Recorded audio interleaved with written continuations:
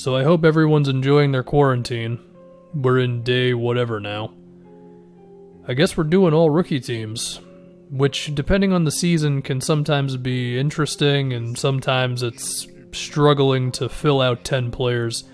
This rookie class, I think it's interesting when you dive into the deep stuff, but if you wanted to have a cynical take on it, I'm sure you could walk away from it being like, there's only like 2 or 3 rookies you really care about.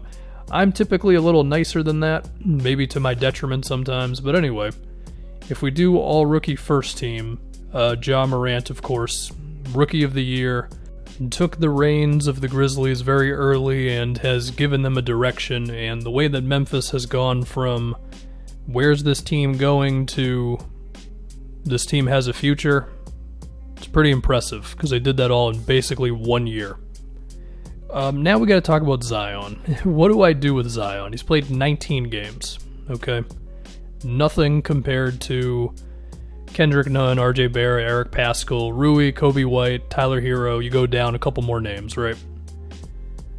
But Zion is clearly way better than all those guys. And I feel like 19 games of being a top 20 player or something is more impressive than what a lot of rookies have done, even if they've played 3 times as many games as Zion. So I'm actually going to put Zion in all-rookie first team. And yeah, it makes me feel a little gross to do that, but I feel like I just kind of have to. I don't think this is like all-NBA where I'm splitting between Embiid and Bam and Sabonis. Like, it's Zion versus Rui Hachimura or RJ Barrett. Like, I think it's fine to have Zion in the first team. So he's there, Zion and Ja. Next, Brandon Clark, probably the 3rd best rookie.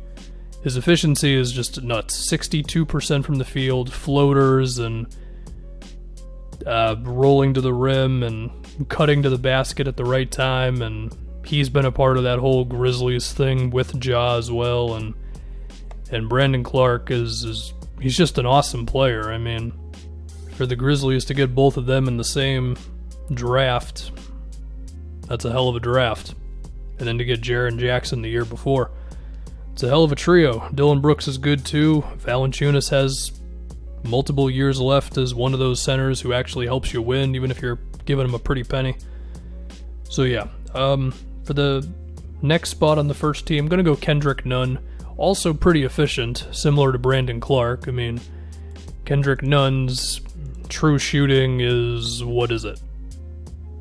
It's 54%, which is not as high as you'd like it to be, but again, this is the rookie team. We got to give guys a little bit more leeway. But I think Kendrick Nunn has been an above-average offensive player this season. His shooting and shot creation, and yeah, he calmed down a little bit when he was scoring like 20 a game to open up the year, but 15 points on, good shooting, and defense is having to respect him and stuff, and going off the dribble sometimes. It's good. Miami got themselves a good one with him. I wish Duncan Robinson was up for this, but he played like 15 games last year, so he's technically not a rookie. Tyler Hero will be in the conversation shortly here. In fact, he'll be in the conversation right now. For the last first team spot, I'm considering PJ Washington, Tyler Hero, RJ Barrett, and one thing with rookies, it's like, how much of the rookie stuff do I hold to the same standard as I do the All-NBA stuff, similar to like the games played, but also like team record and all that. Like, I want to give guys credit for that, especially if I think they're part of the reason why the team is good, but it's also like, should I kill RJ Barrett if the Knicks are stupidly built around him? I don't know. I feel like it's kind of a case-by-case basis. But I'm going to go PJ Washington for the last first team spot, because I think similar to Brandon Clark, I think he's been one of the more all-around rookies. His efficiency is good from the field, from 3.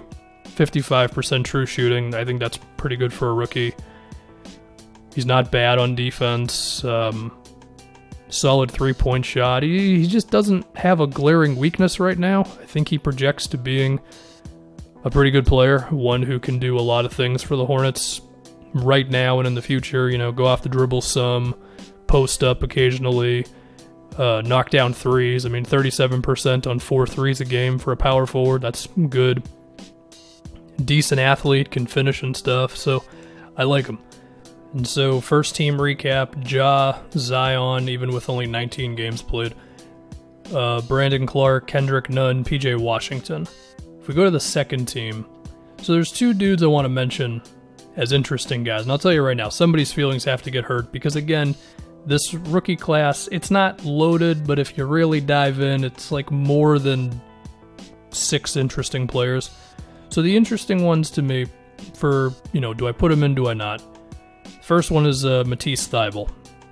Of course, the defense, he's already one of the best defenders in the league. 1.5 steals, almost 1 block a game and 19 minutes a game. His advanced numbers are pretty good, like the win shares and all that crap that I sometimes care about. It likes him, even if his efficiency is not good, which I think goes to show his defensive impact.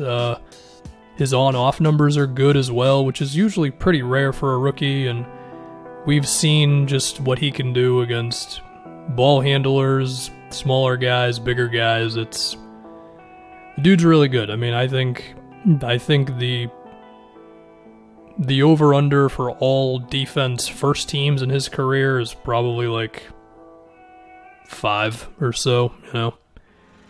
I could even see him walking away with a Defensive Player of the Year award at some point, but that's tough because nowadays it's like a big guy wins it every year, unless you're Kawhi or something. So that's tough. But he's really, really good on that side of the floor, and it's like on offense he's just doesn't compare to some of these other dudes. So I guess it just depends on what you value more. I think personally, just because of so much evidence suggesting that his on-court impact is pretty massive already for a guy who only shoots 4 times a game, I'm going to put him in here, which means like somebody who's averaging maybe 10 more points a game than Thybulle is going to get kicked out, but I just think I got to have him in.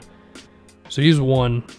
The next one is Kobe White, who, to be honest, wasn't that good for most of the year. But to close out the season, he was lighting the world on fire. It was basically a month and a half, February and March, a total of, 15 games, give or take. Averaged basically 20 points a game. And because typically the rookie team, the margins between these guys are not massive, that can be the type of thing that pushes you into the second team if before it didn't. So I think I am going to have Kobe White in here. But even then it gets tough because you look at a guy like Eric Paschall, for example. Hasn't been as exciting as Kobe White recently, but was definitely better at the beginning of the year. And I don't think he ever had a drastic fall off. So again, I don't know. I guess it just depends on whatever you want to value. But so far for second team, I don't know why I use Paschall as the example because I've got him in here anyway. So right now it's for second team it's Thybulle, Kobe White, and Eric Paschall. 2 more spots. Thinking about Tyler Hero, Rui Hachimura, RJ Barrett. Someone's got to get kicked out. Apologies to DeAndre Hunter, Kevin Porter, Cam Reddish. I don't think those guys really have a shot. So between Rui, RJ, and Tyler Hero, if I was going for fan service, I would pick Hero because I already got Kendrick None in, so I feel like Heat fans won't get too mad at me.